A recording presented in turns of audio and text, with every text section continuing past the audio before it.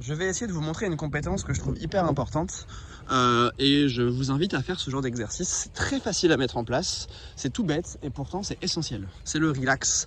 Le relax, c'est un truc qu'on travaille d'abord à l'intérieur pour apprendre à son chien à se poser, mais moi je vous invite à le faire de temps en temps en extérieur. C'est-à-dire qu'à un moment donné, vous vous arrêtez, et des chiens en face, ça va être une difficulté en plus et on va simplement se poser ici 5 minutes et l'objectif c'est sans rien dire à notre chien en fait qu'elle se pose, qu'elle comprenne qu'on prend une pause. Voilà.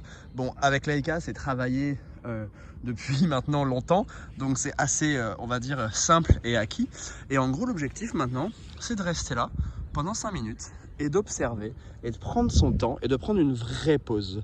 En fait, faire ça, ça permet à votre chien de comprendre que même pendant une balade où il est excité, où il y a plein d'émotions, on peut faire des pauses, on peut se poser et on doit redescendre en énergie. Le faire pendant les balades, c'est intéressant parce que ça va vous permettre de développer la compétence relax en extérieur. Derrière, comme vous l'aurez compris, c'est ce qui va vous permettre d'emmener votre chien en terrasse, dans les bars, dans les restaurants et comprendre que même quand il y a de la distraction, si on se pose, il faut aussi se poser. Voilà. Cette compétence, au début, elle va être un petit peu compliquée. Vous allez peut-être devoir vous asseoir 5-10 minutes avant que votre chien ne daigne venir s'asseoir à côté de vous. Mais persévérez, au moment où il s'allonge, au moment où il s'assoit, vous récompensez, vous dites que c'est très bien et vous essayez de rester ici assis pendant 2-3 minutes avant de repartir. Donc là, on va prendre une petite pause. On va laisser Laïka observer l'environnement et puis on va repartir juste après.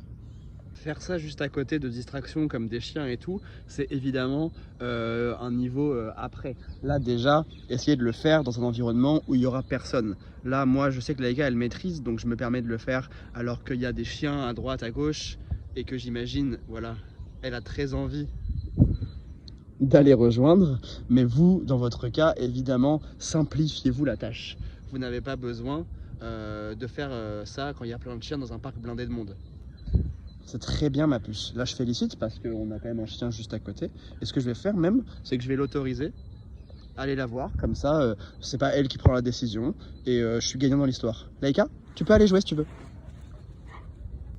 Une dernière chose importante, je l'ai dit un petit peu mais je préfère le repréciser.